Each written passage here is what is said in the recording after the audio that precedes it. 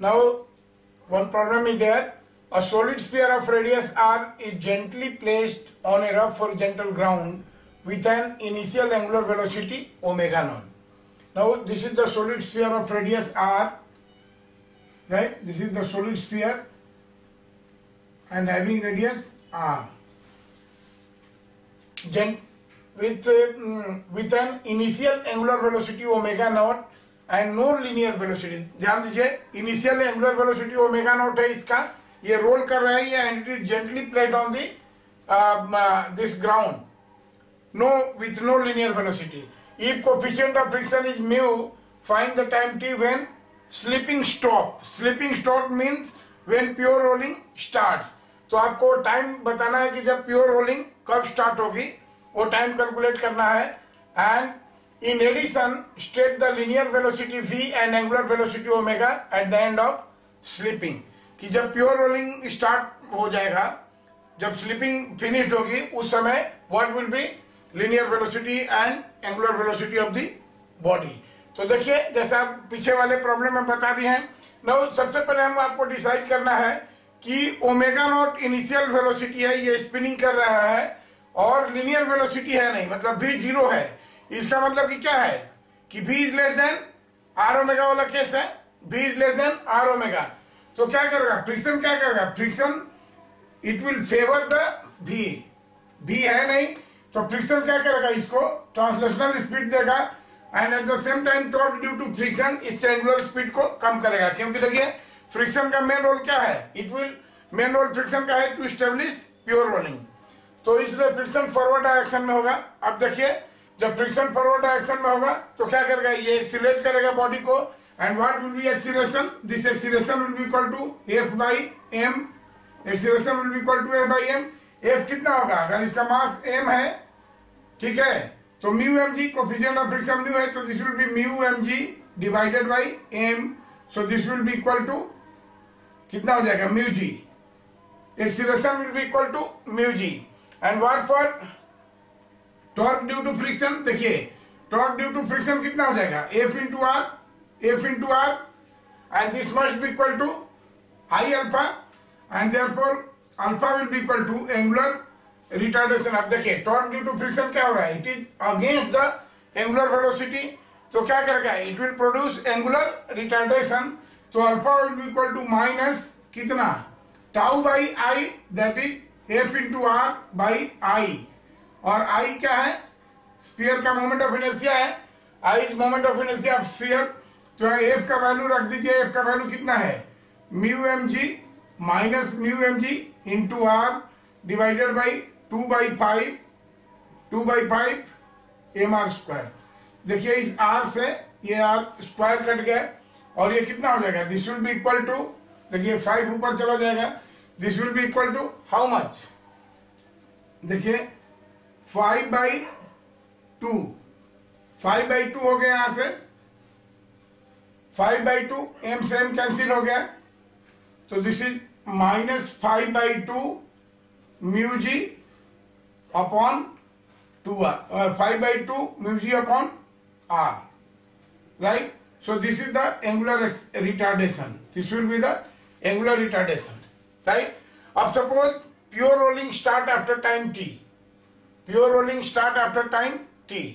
तो क्या हो जाएगा, t टाइम में अगर pure rolling start हो जाएगा, तो उस समय अब हमारे पास ये मिल गया अल्फा और ये. तो t टाइम के बाद अगर pure rolling start होगा, तो what we after time t pure rolling starts.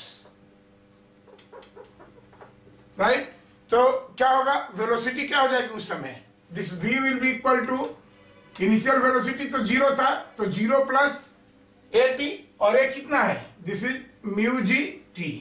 Now this will be linear velocity, and what will be angular velocity after time t. तो this omega will be equal to omega naught minus alpha t, and this is 5/2. This is 5/2 mu g by r into t.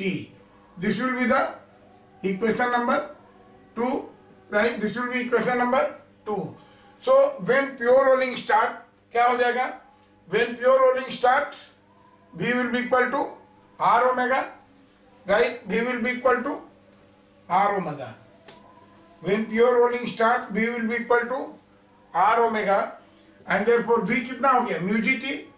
So this mu gt will be equal to R times of omega. Omega कितना है? Omega naught minus 5 by 2 mu g by R into T, right? अब देखिए, therefore ये हो गया mu gt, और यहां से देखिए कितना आ रहा है? देखिए यहां से mu gt by R, R से मल्टीप्लाई करें तो R कट जाएगा माइनस 5 by 2 mu gt, तो ये हो जाएगा this will be mu gt plus 5 by 2 mu gt is equal to R omega naught. This will be R omega naught, and therefore कितना हो जाएगा? 7 by 2 mu gt is equal to R omega naught. 7 by 2 mu gt is equal to R omega naught, and therefore t कितना हो जाएगा? This will be 2R omega naught divided by 2R omega naught divided by 7 mu g, right? This will be the time when pure rolling start. 2R omega naught divided by 7 mu g is the time when pure rolling start, right? अब उस समय पूछ रहा है कि what will be velocity of the body at that time. तो what will be linear velocity? Now this is the answer. This is the answer of part 1. इसमें ये जो part था कि if coefficient of friction is mu, find the time when slipping stops. When slipping stop means pure rolling start.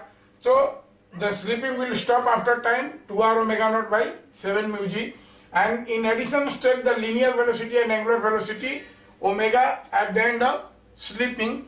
So what will be linear velocity? Number 1, linear velocity V will be equal to how much? AT. A का value कितना है? This is mu g into t. So this will be equal to mu g को इसमें multiply कर देंगे, so this will be 2 by 7 R omega naught. This will be the linear velocity. And what for angular velocity? Omega is equal to omega naught minus कितना हो जाएगा? 5 by 2 mu g by R. देखिए यहाँ पर this is 5 by 2 mu g by R into t. 5 by 2 mu g by R into t. t का value कितना है? 2R omega naught divided by 7 mu g, right? तो ये कितना हो गया? देखिए ये 2R कैंसिल हो गया, ओमेगा नॉट है यहाँ पर, म्यूजी और म्यूजी कैंसिल हो गया, तो this will be equal to how much? देखिए ओमेगा नॉट माइनस कितना हो गया? 5 by 7 omega not.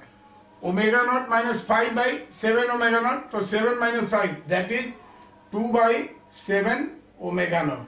So linear speed of the body will be equal to how much? 2 by 7 omega naught. Sorry, angular speed will be 2 by 7 omega naught.